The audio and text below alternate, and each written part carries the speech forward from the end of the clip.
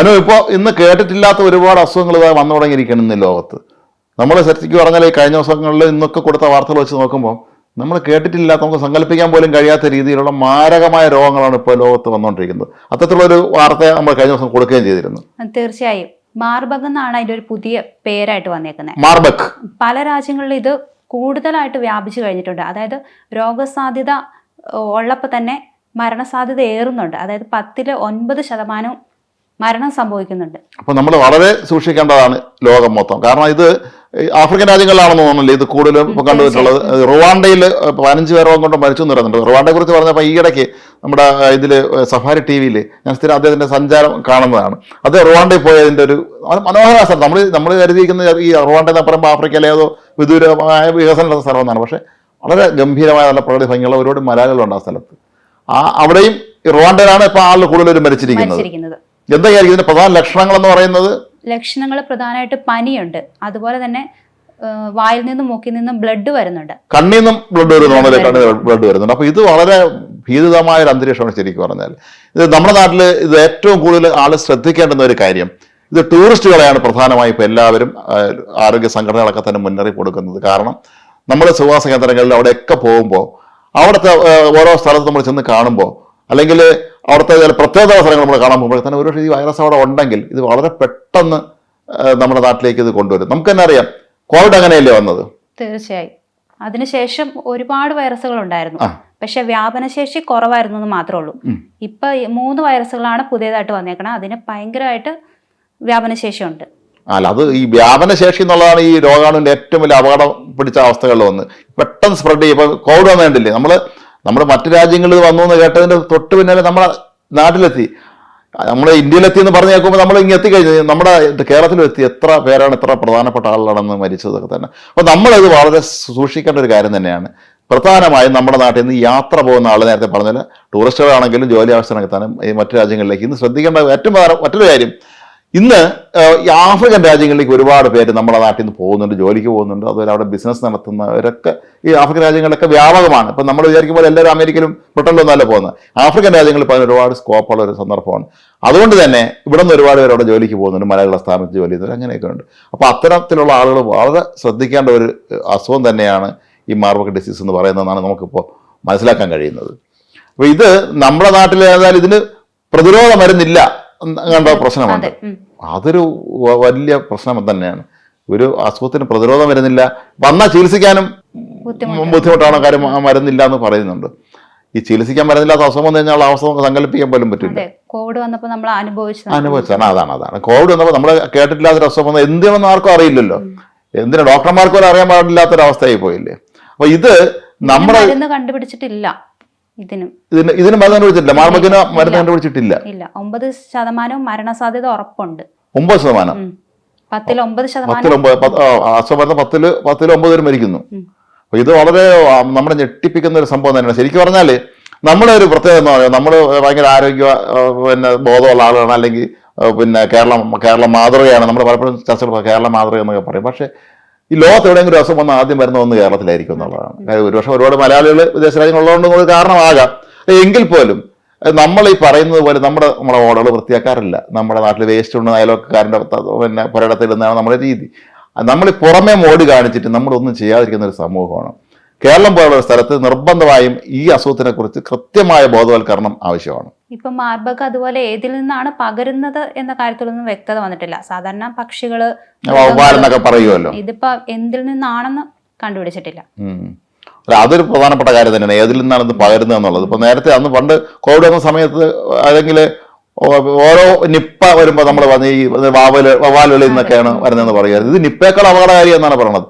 കോവിഡിനേക്കാൾ അപകടം പിടിച്ചാണ് നിപ്പ എന്നാണ് നമ്മൾ മനസ്സിലാക്കുന്നത്. പക്ഷേ ഇത് അതിനേക്കാൾ അപകടം പിടിച്ചതാണ് ഈ പുതിയ രോഗം എന്നുള്ളത്. ഇത് നമ്മുടെ നാട്ടിലെ, നമ്മുടെ ലോകത്ത് തന്നെ ഈ ആരോഗ്യ രംഗം നമുക്ക് എത്രമാത്രം നമുക്ക് എത്താൻ കഴിഞ്ഞിട്ടില്ല എന്നുള്ളതിൻ്റെ ഒരു ഉദാഹരണമാണ്. നമ്മൾ എത്രത്തോളം വളർച്ച ഉണ്ട് എന്ന് നമ്മൾ അഭിമാനിക്കുമ്പോഴും അപ്പോഴും അജ്ഞാതരായ 2 രോഗങ്ങൾ അവിടെ കാണും.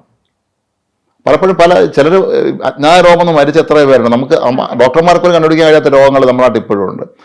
പക്ഷേ ഈ ഒരു മാർബർഗ് രോഗം എന്ന് പറയുന്നത് നമ്മൾ വളരെ കരുതിയിരിക്കേണ്ട, നമ്മുടെ മാധ്യമങ്ങൾ ജനങ്ങൾ അതിനെക്കുറിച്ച് ശരിക്കും അങ്ങേറ്റം ബോധവാന്മാരിരിക്കേണ്ട രോഗം തന്നെ. കാരണം അത്രയും അപകടകാരിയാണ് ഇത് കേട്ടിടത്തോളം. തീർച്ചയായും. ഈ കണ്ണിൽ നിന്ന് രക്തം വരിക എന്നൊക്കെ പറയുമ്പോഴേ ഇത് തലച്ചോറ ധമനികൾ പൊട്ടിയിട്ട് രക്തം വരുന്നു എന്നാണ് പറയുന്നത് ഈ പനി വന്നാൽ, കടുത്ത പനി. പക്ഷെ എന്നാലും നമ്മൾ പേടിക്കേണ്ട കാര്യമൊന്നുമില്ല. അപ്പോൾ പക്ഷെ കരുതൽ വേണം എപ്പോഴും. പ്രത്യേകിച്ച് ഇത് പടർന്നു പിടിച്ചിട്ടുള്ള രാജ്യങ്ങളിൽ പോയി വരുന്നവർ അക്കാര്യത്തിൽ വളരെ ശ്രദ്ധിക്കണം. മാത്രമല്ല ഈ ആരോഗ്യ സംഘടനകളിൽ വേറെ ചില മുന്നറിയിപ്പൊക്കെ നൽകിയിട്ടുണ്ട്. ഈ നമ്മളിപ്പം വിനോദസഞ്ചാരികൾ ഈ സ്ഥലങ്ങളിലൊക്കെ തന്നെ പോകുമ്പോൾ അവിടുത്തെ ഈ പഴയ ഗുഹകൾ, അതുപോലെ ഈ പക്ഷി സങ്കേതങ്ങൾ, അങ്ങനെ സ്ഥലങ്ങൾ പരമാവധി പോകാതിരിക്കും. അതുപോലെ ഈ അവിടെ കിട്ടുന്ന പഴവർഗ്ഗങ്ങൾ വാങ്ങിച്ച് കഴിക്കാതിരിക്കുക. ഈ തോട്ടത്തിൽ നിൽക്കുക. കാര്യം ഇത് ഈ വവ്വാലാണ് ഇത് രോഗം പരത്തുന്നതെങ്കിൽ ഉറപ്പായിട്ട് അതിൽ രോഗമാണ് കാണും. അപ്പോൾ അത്തരം കാര്യങ്ങൾ സൂക്ഷിക്കണം. നമ്മളായിട്ട് കണ്ട് പഴപ്പനും ഈ വ്ളോഗർമാരൊക്കെ ഓരോ സ്ഥലങ്ങളിൽ ചെന്നിട്ട് ഓരോന്നിടത്ത് കഴിക്കുന്നതും വെള്ളം വയ്ക്കുന്നതൊക്കെ നമ്മൾ കാണാറുണ്ട്. പക്ഷെ ഇതിലൊക്കെ അപകടം ഒളിഞ്ഞിരിക്കുന്നു എന്നാണ് ഈ അസുഖത്തിന്റെ ഒരു പ്രത്യേകത. ഈ ഇങ്ങനെ ഒരു മാർബക അസുഖം നമ്മളാരും കേട്ടിട്ടില്ല.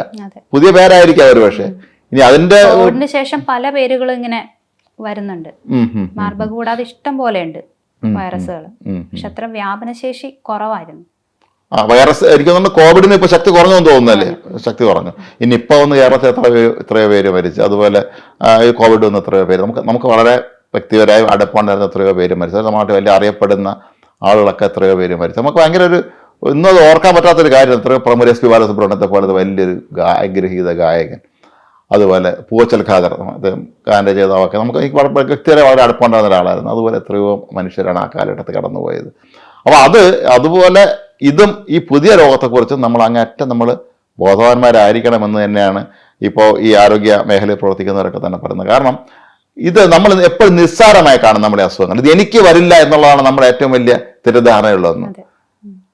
പലപ്പോഴും പറയാറുള്ളതാണ് അത് എനിക്ക് അസുഖമൊന്നും വരില്ല എന്ന്.